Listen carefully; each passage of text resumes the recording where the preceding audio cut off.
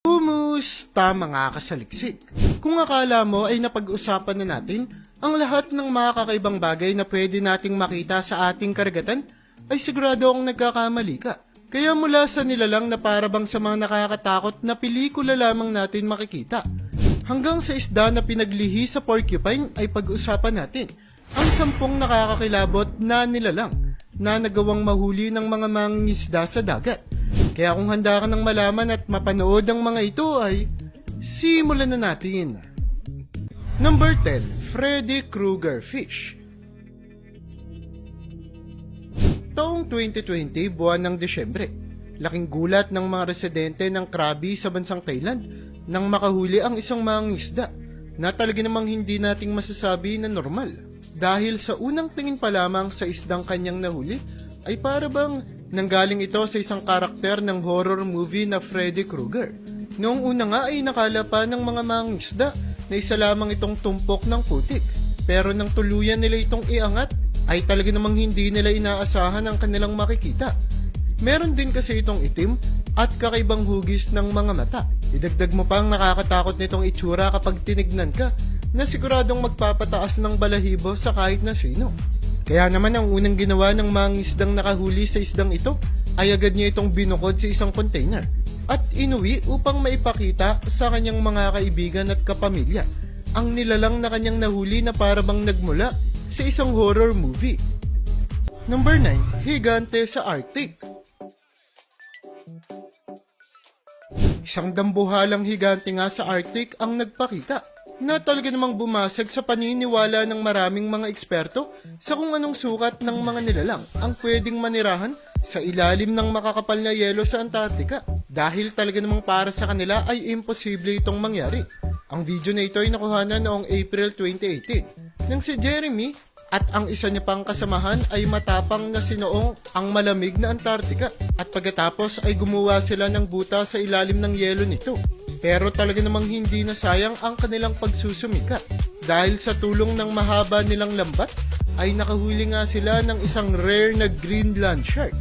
Sa kasamang palad nga lamang ay hindi nagawang makasurvive ng pating na ito sa malamig na tubig ng Antarctica.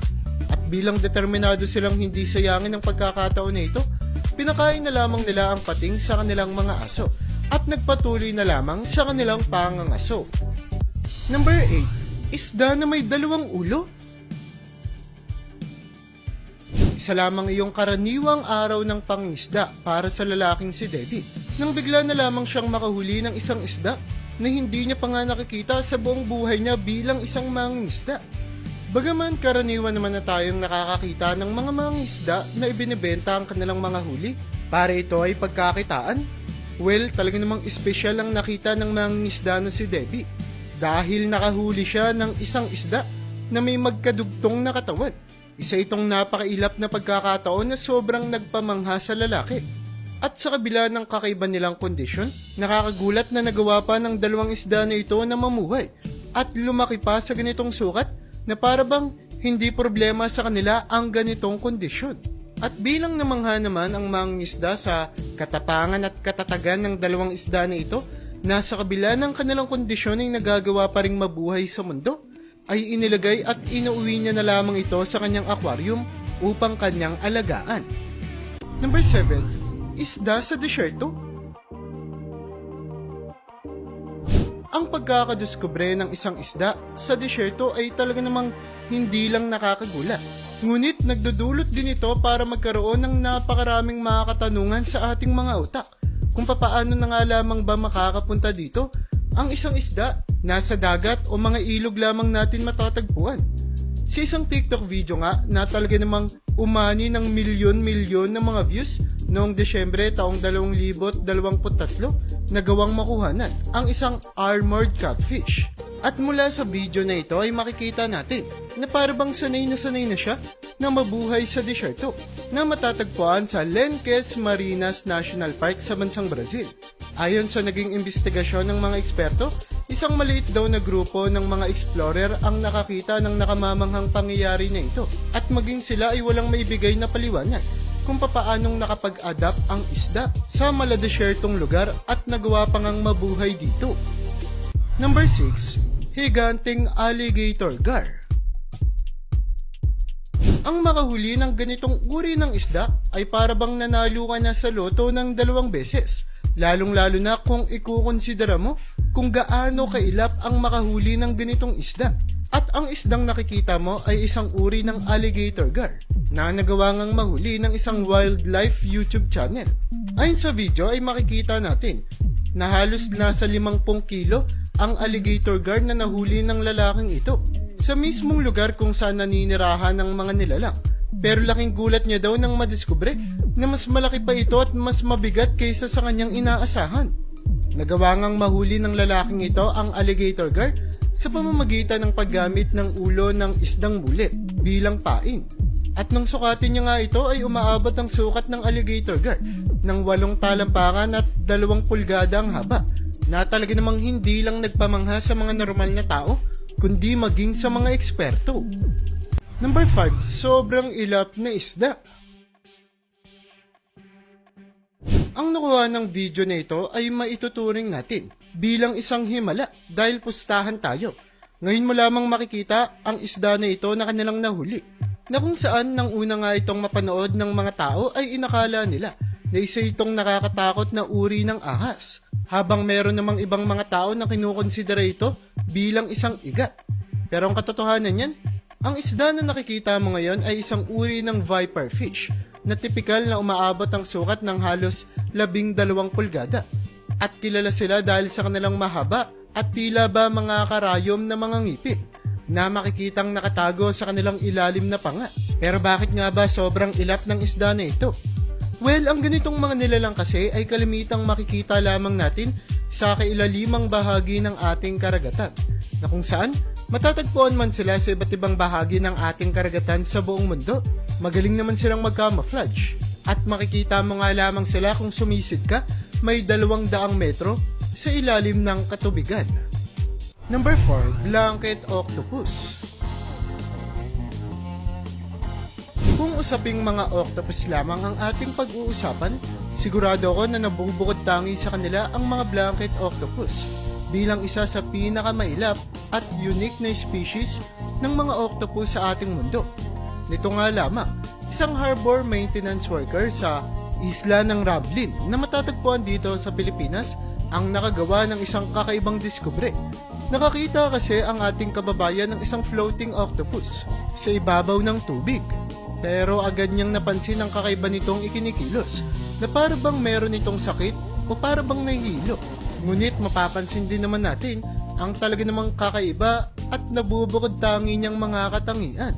Ang ganitong mga nilalang ay kilala dahil sa kanilang mahaba at talaga namang kakaibang mga tentacles, kung saan ang mga babaeng octopus na babae ay kayang humaba ang kanilang mga galamay ng halos 2 metro habang nakakonekta sa kanilang transparent na mga wets. Kabaliktaran naman nito ang mga kalalakihan na kaya lamang umabot ng ilang mga pulgada ang sukat. At ang mga lalaking pugita na ito ay inaalay lamang ang kanilang buong buhay sa pakikipagtalik. Pero kahit ano pa mang uri ng pamumuhay ng mga octopus na ito, ay hindi natin may tatanggi ang kakaiba at nakamamangha nilang itsura. Number 3, bigating monkfish.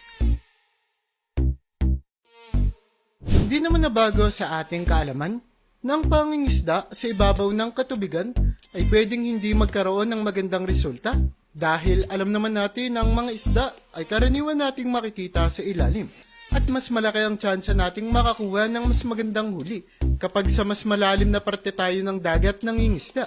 Pero nito nga lamang ay merong isang grupo ng mga spear fishers ang nakagawa na makahuli ng isang monkfish na merong 20 kilo ang bigat habang sila ay nangingisda sa ibabaw ng tubig ng fjords sa Norway. Ayon sa kanila, ang naging teknik nga nila ay pumunta sa mga parte ng tubig na makikitaan ng malalaking tubo, kung saan dito lumalabas ang tira-tirang pagkain ng mga tao. Alam kasi nila na nahahalina ang mga monkfish sa mga parte ng tubig na makakakita sila ng mga tira-tirang pagkain. At ang ganitong teknik nga na ginagawa ng mga spearfisher ay nagkaroon na ng magagandang resulta sa mga nakalipas nilang pangingisda. Number 2, pang world record na marlin. Buwan ng Pebrero taong 2020, Isang grupo ng mga isda at isang grupo naman ng mga spear divers ang nagsanib puwersa para humuli ng isda sa Tropic Star Lodge na matatagpuan may 25 milya sa dalampasigan ng Panama Coast. At talaga namang nagbunga ng maganda ang kanilang teamwork na nagresulta nga para makahuli sila ng isang world record size na Pacific Blue Marlin. Ang dambuhalang marlin na ito ay talaga namang gumulantang sa mga mangingisda noong araw na iyon dahil sa angkin nitong bilis at pagiging agresibo. Nakita nga ito ng mga mangingisda habang hinahabol naman ng Blue Marlin ang kanyang prey. Pero dahil sa sanay na ang mga spear diver na ito, ay agad nilang pinana ang dambuhalang marlin sa tulong rin ng mga mangingisda na nasa ibabaw ng tubig noong mga pagkakataon na iyon ay tagumpay nga nila itong nahuli. Pero nang timbangin na nila ang marlin ay laking gulat nila na umaabot ang timbang nito sa 220 kilo na isa sa pinaka nakamamangang huli na kanilang nasaksihan sa kanilang buong buhay. Bago tayo magpatuloy sa unahan ng ating listahan ay gusto ko munang makita mo ang nilalang na ito na talaga namang nag-viral sa social media nang i-upload ng isang mangingisda dahil sinasabi niya na ito daw ang nilalang na nagawang i-breed ng mga scientist at nagawa lamang daw makatakas sa ating karagatan na kung saan sinubukan ng mga eksperto na pagsamahin ang isang gorilla at isda na ganito na nga daw ang kinalabasan. Well, marami mang hindi naniniwala sa ganitong haka-haka at sinasabing Photoshop lamang ang larawan, ngunit hindi rin talaga malabo na magawa ng mga scientist na pagsamahin ang dalawang magkaibang uri ng nilalang na kung saan ay ilang beses na nga nila itong nagawa sa nakaraan. Number 1. Porcupine Pufferfish. Kung iniisip mo ng mga normal na mga isda ay napakarami ng mga tinik, ay siguradong hindi ka pa nakakakita ng isang porcupine pufferfish na nagawa ngang madiskubre at masaksihan ng personal ng grupo ng isang pamilya habang nagkakaroon sila ng isang fishing expedition sa Florida State Park na talaga namang gumulantang sa kanila. Makikita kasi sa video na bigla na lamang lumutang ang pufferfish na ito na umabot na nga sa punto na ang tanging makikita na lamang natin ay ang matutulis at matatalim niyang mga tinik. Pero siguradong hindi ka dapat magpadala sa tinik nila dahil hindi ito ang nakakatakot, kundi hindi kasi alam ng marami na nakalalason sila. Kaya naman agad nilang napagdesisyonan na ibalik ito sa tubig. Dahil ayon pa nga sa kanila, kung hindi ka masaktan ng mga tinik ng pufferfish na ito, ay siguradong ikamamatay mo naman ang nakalalason nilang mga pathogens na natural na matatagpuan sa kanilang katawan. At yan ang bumabuo para sa listahan natin sa video na ito. Kaya para sa iyo kasaliksik, alin sa mga nakakagulat na diskubre na ito sa dagat ang pinaka nagpakaba sa iyo? I-comment mo naman yan sa baba. See you in my next vid.